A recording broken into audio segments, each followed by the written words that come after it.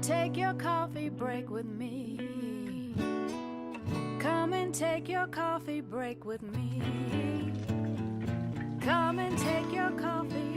Come and take your coffee. Come and take your coffee break with me.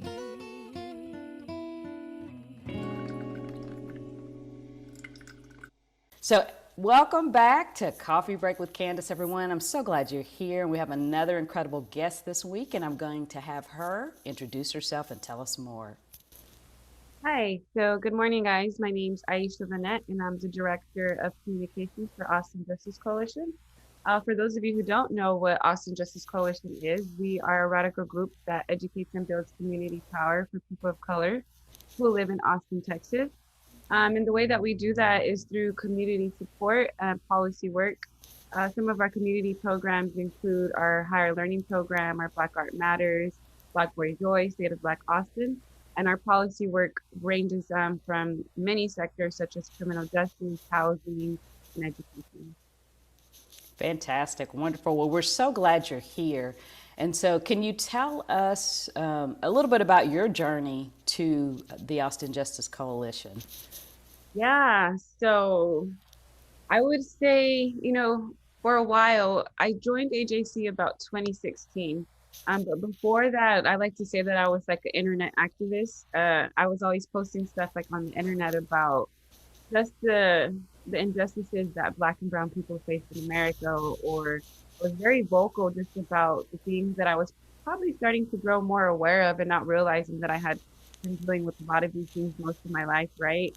You just didn't know how deep it got, And so Chaz Moore, which is a really good friend of mine, but also the executive director for AJC, he had just started this group, and he was constantly inviting me to these meetings, and I never really went, even though it was in the back of my mind, I just didn't know if it was for me.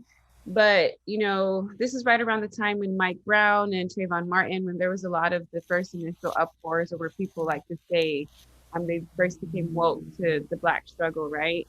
And for me, it hit close to home.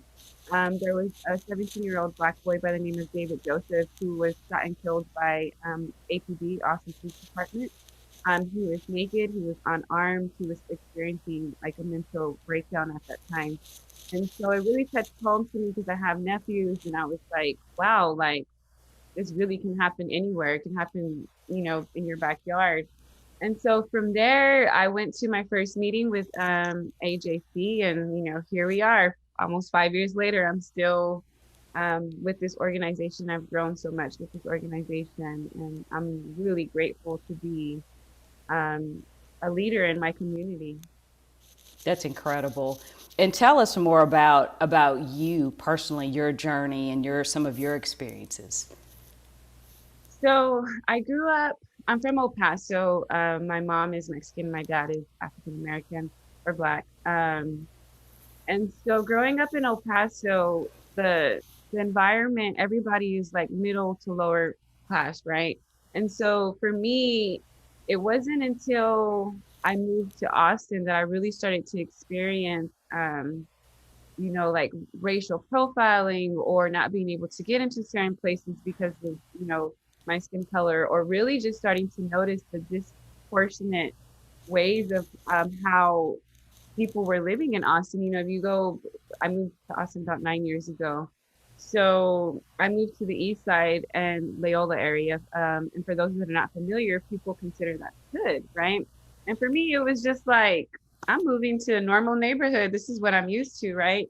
But then when I start to grow and to learn Austin, going to the west side of Austin or, certain areas, and I was like, wow, like it was so different. You can just see the way the communities were built, the schools, the way, just the environment in general. And so for me, it's more the microaggressions that I experience on the daily living in Austin that really opened my eyes to just how systematic the racism is. Austin is one of those places, and it's one of the reasons why I moved there. I was like, oh my gosh, it's so liberal, it's so free, it's so fun. And when I actually moved there, I started to realize that that freedom or that liberation is only afforded to white people, right? And so there's certain parts in Austin, like, you know, South by some of our events where Black people can feel included. But for the most part, on the day-to-day end, it's very hard to be Black in Austin. And it's only getting harder with all the gentrification and the tech companies coming. So for me, doing this work is personal because I feel like it's my daily livelihood. Do you have any specific experiences that you can share that really have shaped, you know, how you see Austin and see the work that needs to be done here? So for me, and it's most personal because it has to do with my nephew. They go to a wonderful school that I know they were having like a school fair, right? And I say it's so personal because my nephew he was 4 at this time, 5.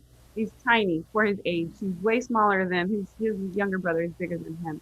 And this white man adultified, like he I don't know what the question was, but I tuned in when he said, "Oh, well, I thought you were 8 or 9 years old." And mind you, I told you my nephew was 4 or 5 at the time, and he's tiny.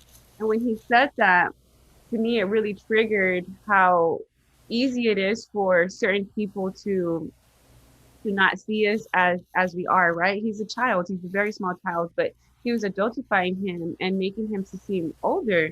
And for me, I took that so personal because we hear so often that, you know, our younger kids are quote unquote predators, or that they're bad compared to their classmates, or, you know, or they can be disruptive, and, you know, certain things that I feel like white people have certain biases against children. And for me to see this young boy that is so sweet and tiny and loving, and having somebody adultify him and think that he's older, just let me know that the world is not what my nephew may view it as, and definitely not what I view it as. And I took that just super personal because, again, he's a kid. And so if you at I don't know, that man's age, thinks that a young boy is older than what he is, then he's going to be treated as such, right? And again, that's taking away the innocence from our children, which really happens daily, right? For most of us. So again, we're not aware that we're being, I guess, what's the word? Somewhat coached or learning these learned behaviors on how to behave and how to maneuver through the system. And I don't want my nephews growing up having to know that their blackness is a target. So some of the work that AJC is currently involved in with our housing sector is our House to House campaign. With that campaign, we are working with ECHO ATX to house those who are currently experiencing homelessness. With that program, certain places that landlords or rental properties can offer vouchers to those who, you know, are unhoused at the moment. And what that does is obviously alleviate those that are living on the streets, but they're also able to obviously better their lives. We've had many conversations with those who have previously been homeless and those that are currently on the streets. And it's just interesting to hear that a lot of the issues that people, especially also complain about, have solutions to them, but the quickest solution is for people just to hide away from it, and never really, how can I help this person get off the streets, right? And so what we have found is that, yes, we know that people suffer with drug abuse and other things that comes with being homeless, but most of that time it's them just, you know, bearing that difficulty of being in the streets. And a lot of them are able to, once they get permanent housing, to really come out of that situation and grow and to be an active part of society. And so that really is important to us because, as you can see, like, if people are not familiar, the homeless population in Austin is very large, and it's particularly this it particularly affects Black people who live in Austin. That is the largest. Austin only has 8% of African Americans, but yet 60 to 70% of the people that are homeless in Austin are Black. So that just goes to show Wow. the disparities that are going on in Austin. It's very expensive to live in Austin, right? So there's that one.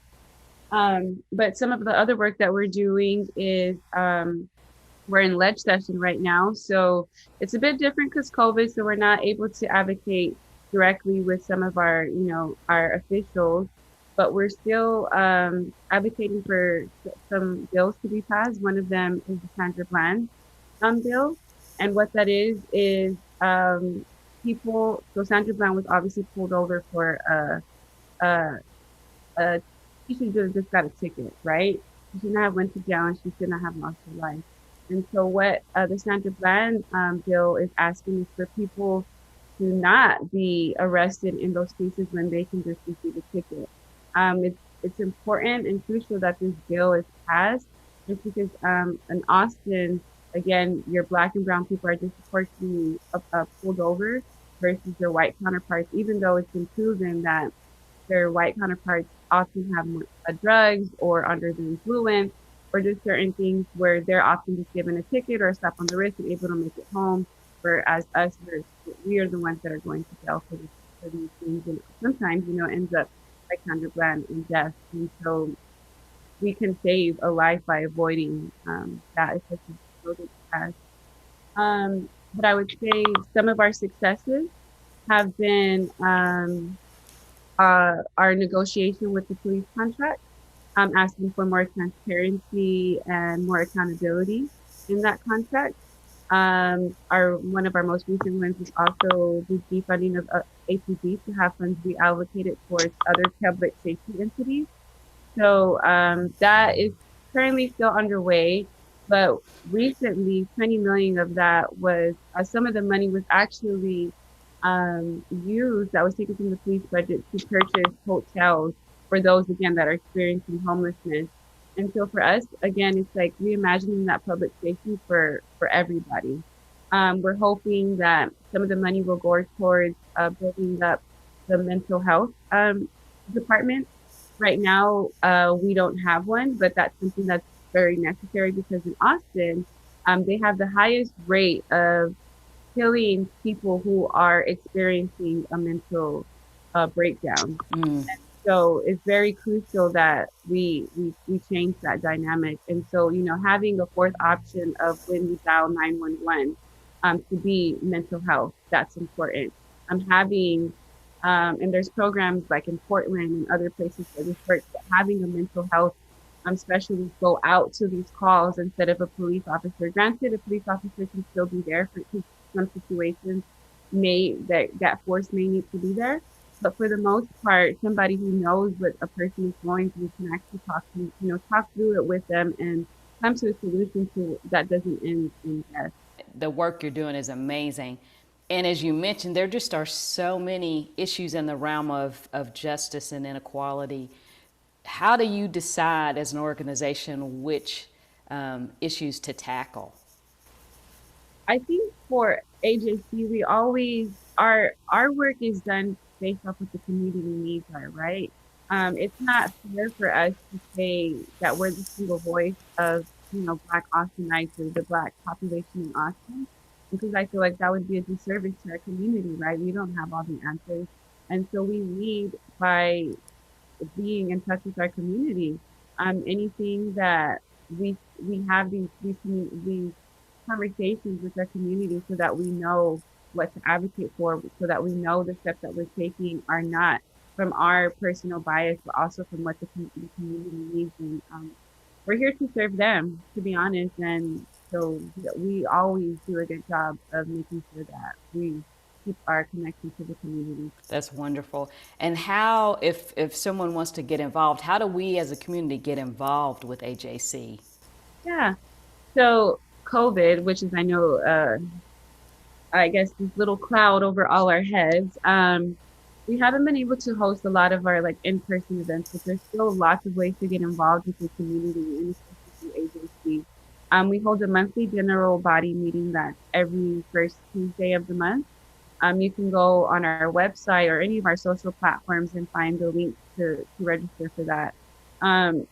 It's a good place to start because that's where you can start to see our different sectors. So whether you're into the criminal justice side of things, if you're into the education side of things, housing, if you just want to do some volunteer work in the community, that's where you can start to see who's the lead over those different parts of AJC, and just get to know a bit more about the organization. Um, and I always like to say, getting involved with your community kind of starts with yourself, right? So I think building those relationships with your neighbor, building those relationships with, somebody that you may have never spoke to but you see often, can begin to facilitate a conversation that may lead to change. So I always say, yes, get involved with the organization. We would love to have you at AJC, but if we're not your fit, find someone or find a group that you align with. I think that change is a community effort. Is something that we all have to put our foot into. That's such a great advice. And do you have anything additional you would like to add? I would just say that I'm excited for the work that we're doing. AJC has experienced rapid growth. Last year, we received more donations than we had in the last 5 years. So because of that, I am now full time with AJC. I had spent most of my time, 4.5 years, volunteering with AJC. So it's obviously work that I'm very passionate about. And so I'm just excited to grow into, I guess, the organization that we were always meant to be. And I'm just thankful that we have the community support. I'm thankful that they trust us, and I'm thankful for to be in this position. And so now we're going to switch topics and do my segment called Who Said That, where I will give you a quote and a clue. And if you can tell me who said that, I will donate to the charity of your choice, which I feel pretty confident is the Austin Justice Coalition. Y'all are doing such amazing work. And I mean, really incredible. It's incredible to see your generation stand up and be so involved. And I think that's the change that we need. And so the quote is, to bring about change, you must not be afraid to take the first step. We will fail when we fail to try. To bring about change, you must not be afraid to take the first step. We will fail when we fail to try. I want to say, Well, okay. Okay, then you only get one guess. So do you want the clue or you want to just, no pressure, I'm just saying. Oh no, look, give me the clue. Okay, so this person, she was an American activist in the civil rights movement, best known for her pivotal role in the Montgomery bus boycott. The United States Congress has called her the First Lady of Civil Rights and the mother of the freedom movement. I want to say, I'm glad you gave me the clue because I was totally wrong the first time. Okay. I want to say it has to be maybe Rosa Parks. Yes, it is. Yes, it is. Awesome, awesome. So I will donate to AJC. Any final words before we wrap up? Thank you so much for your time today, by the way. I just want to say thank you to you, Candace. Thank you for allowing AJC to be on your platform. Thank you for reaching out to us. And I just really appreciate this time that I've spent with you. I've enjoyed it.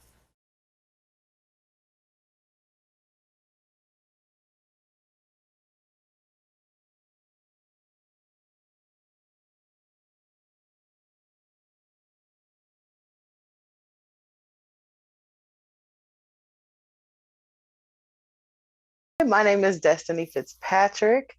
I am a wife, a mother of two. I currently work for one of the top Fortune 500 accounting firms, and I work with government consulting. And I also, in my spare time, I am an artist. I love music. I was brought up with music. Music brought me up. I just love being all types of music, all types of genres. I tend to lean towards gospel music because it touches the lives of people, and it helps. A lot of times people don't realize how much music can actually help someone to get through whatever rough times or to celebrate the good times. So let's jump into your music, because I think you mentioned, or as a result of your experiences, you wrote this song. And so I want to play the song first, and then let's discuss.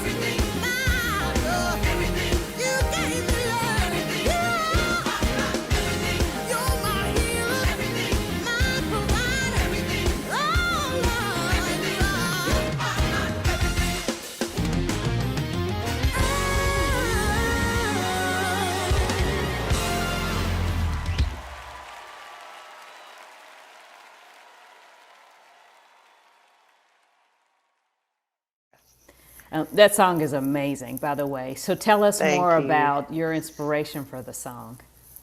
Actually, this song, it's kind of funny, but this song was written 10 years ago. It was me and a friend of mine who actually passed away a couple of years ago. And the song never left me. Was the song complete the way it was that the way you heard it? No. Um, it has evolved over the years because of all the things that I've gone through as an artist. God never allows me to just go out and sing anything. And what's next for you musically? Musically, what is next for me is I'm still pushing the single, um, still going out and singing at different places, just trying to get the single heard. And I'm also still working on other singles as well. I've reached out to a couple people, so we're still getting that underway. Um, I do want to say that God has blessed me to become a part of a group on Facebook. They're called Her Songs, and it is a group of women who are music writers who actually write music. Oh, that's And awesome. it's been a blessing just meeting the different women, and everybody's music sounds different, but God is glorified by all of it, and it sounds good. I love it all.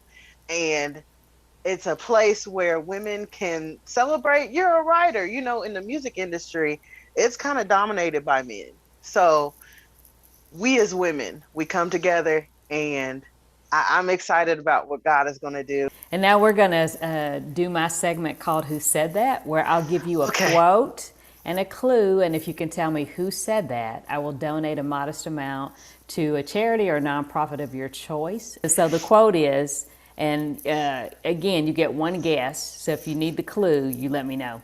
Since I was 2 years old, all I knew was gospel music. That music became such a part of my life, it was as natural as dancing, a way to escape from the problems and my way of release. I need a clue. Okay. And so the clue is, now this artist is no longer with us, and a lot of times he was known by one name, but he was an American singer, musician, and actor. He is regarded as one of the most significant cultural icons of the 20th century and is often referred to as the king of rock and roll, or simply the king. His energized interpretations of songs and performance style, combined with a singularly potent mix of influence across color lines during a transformative era in race relations, led him to both great success and initial controversy. The king The of rock and roll. King of rock and roll. And one of the songs that you might know that he has done is Jailhouse Rock. Yeah, you know, by the Hound Elvis. Dog. Huh? Elvis. Yes, Elvis. Yes. So I will donate to your charity. But I just thought that was cool about him, his statement about gospel music and what that meant to him. Right. Yes. Yes. And then do you have any final words? No final words, just other than keep God as the center of your life. Whether you're married or not, keep God as the center of your life. There are times that you might feel like you've done something wrong or you're doing something wrong, but just keep in mind that God loves you. God will always give you another chance.